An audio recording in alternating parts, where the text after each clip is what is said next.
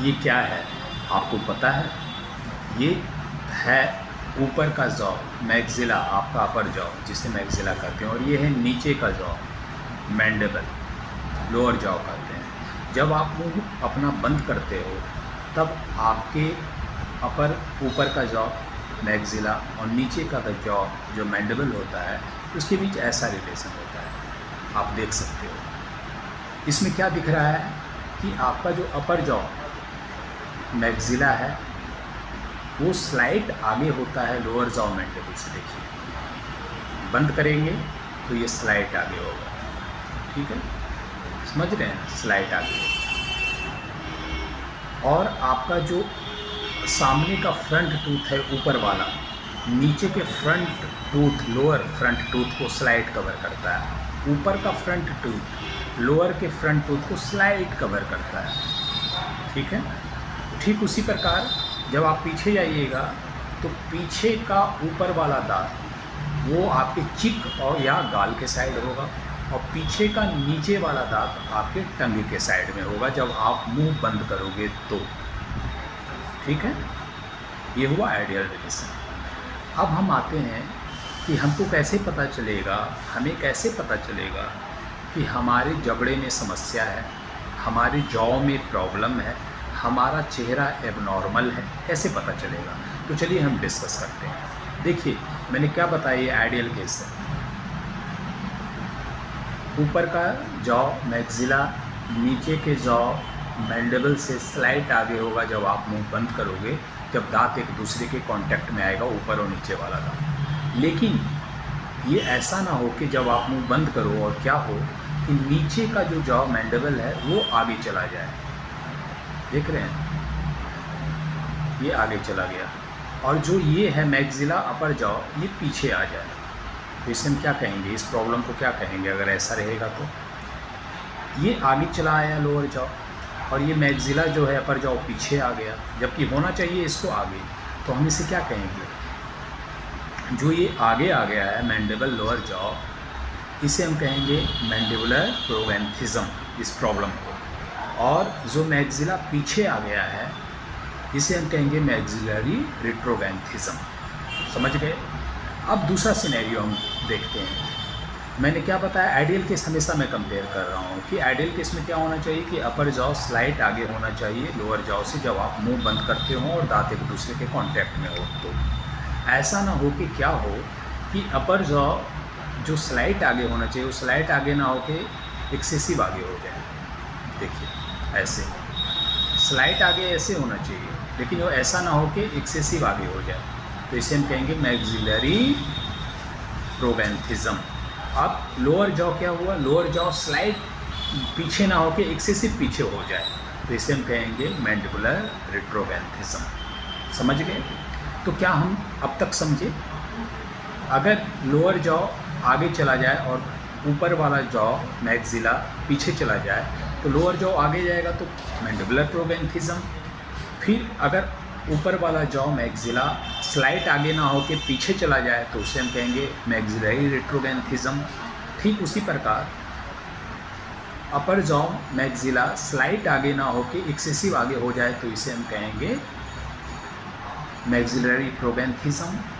ठीक उसी प्रकार लोअर जॉ मैंडिबल स्लाइट पीछे ना हो के एक्सेसिव पीछे चला जाए तो इसे हम कहेंगे मैंडिबुलर रिट्रोगैन्थिज्म।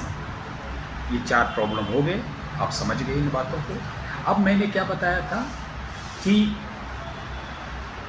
ये जो ऊपर का फ्रंट का दांत है, लोअर फ्रंट दांत को स्लाइड कवर करेगा, ऐसे देख लीजिए। लेकिन स्लाइड कवर ना करके अगर ऐसा कवर करे कि ये ऑलमोस्ट नीचे के सारे दांत को, जैसे ये स्लाइड कवर कर रहा है, देखिए, हाँ नीचे का दांत दिख रहा है, लेकिन स्लाइड ना कवर करके ऐसा हो कि ये पूरा दांत नीचे के दांत को ही कवर कर ले या ऑलमोस्ट कवर कर ले, तो इसे हम कहेंगे डिप बाइट। समझ गए?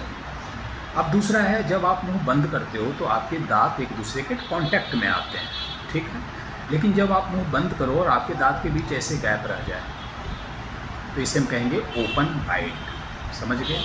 अब मैंने क्या बताया था, जब आप पीछे के दांत को देखोगे तो ऊपर का पीछे का दांत चिक के साइड में है, देखिए बकल साइड में होगा, और नीचे का पीछे का दांत लिंगुअल साइड में होगा। लेकिन जब आप मुंह बंद करो और हो क्या कि नीचे का पीछे का दांत चिक के साइड में चला जाए और ऊपर का पीछे का दांत जीभ के साइड या पैलेट के साइड में चला जाए। देख रहे हैं?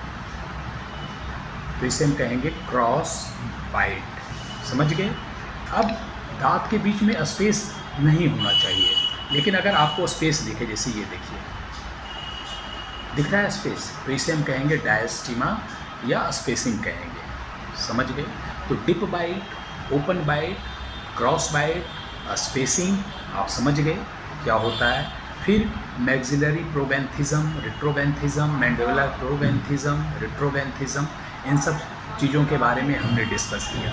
अगर ये सारी समस्या हो, जैसे कि आपको मैक्सिलरी प्रोबैंथिज्म हो, मतलब स्लाइड ना आगे हो के मैक्सिला ऐसे आगे एक्सेसिव आगे हो गया हो, तब क्या ट्रीटमेंट होगा ऐसे केस में? ऐसे केस में ट्रीटमेंट क्या होगा? पहले हम ब्रेसेस और क्लिप या पिन ट्रीटमेंट करेंगे ऑर्थोडोंटिस्ट से मिलकर। अगर उससे ठीक नहीं होता है तो फिर हम सर्जरी के लिए जाएंगे ओरल मैक्सिलोफेशियल सर्जन के सपोर्ट से। लेकिन पहले पिन या ब्रेसेस ट्रीटमेंट करवाना ही करवाना है अगर ऐसा कंडीशन होगा तो, जिसे हम कहेंगे मैक्सिलरी प्रोबैंथिज्म, जब मैक्सिला एक्सेसिव आगे आ जाए मैंडिबल के कंपेयर में। दूसरा सिनेरियो का देखते हैं, अगर मैक्सिला स्लाइट आगे ना हो कि पीछे चला जाए, तो इस केस में ट्रीटमेंट क्या होगा? इस केस में फिर पहला ट्रीटमेंट होगा ब्रेसेस या क्लिप या पिन ट्रीटमेंट ऑर्थोडोंटिस्ट की मदद से। अगर इससे ठीक नहीं होता है तो फिर हम सर्जरी लेंगे की मदद लेंगे ओरल मैक्सिलोफेशियल सर्जन के हेल्प से। लेकिन पहले ऑर्थोडोंटिक ट्रीटमेंट करवाना मैंडेटरी है। समझ गए? फिर उसी प्रकार लोअर जॉ जो है स्लाइड पीछे होना चाहिए, पीछे ना हो के लोअर जॉ आगे चला जाए, जिससे हम कहेंगे मैंडिबुलर प्रोबैंथिज्म। तो फिर ट्रीटमेंट क्या होगा?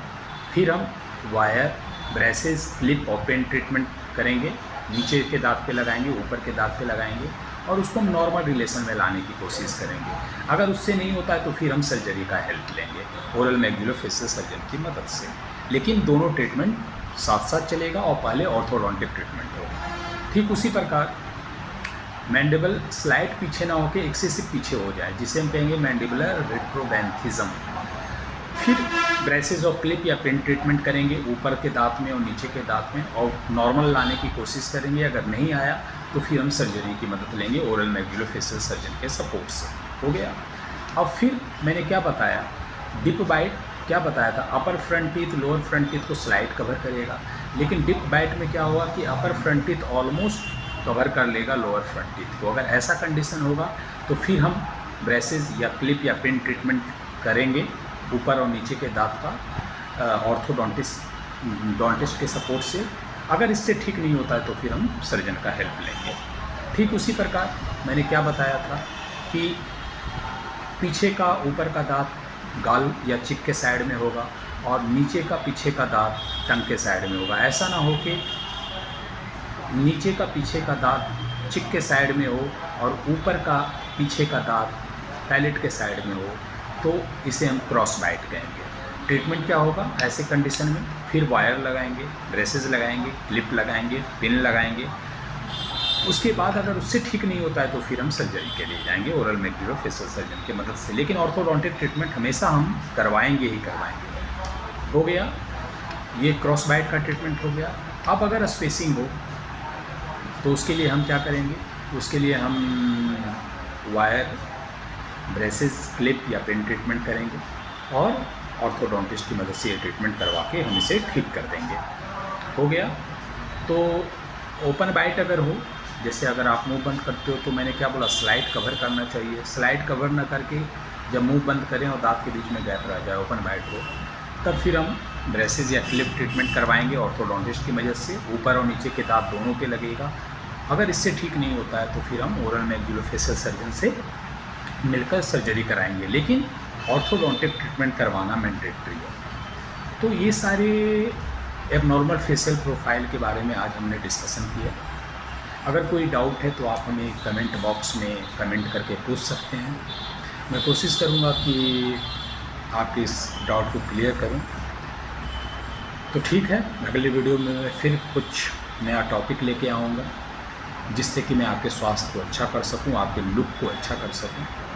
तब तक के लिए आप अपने स्वास्थ्य का ध्यान रखें। Take care.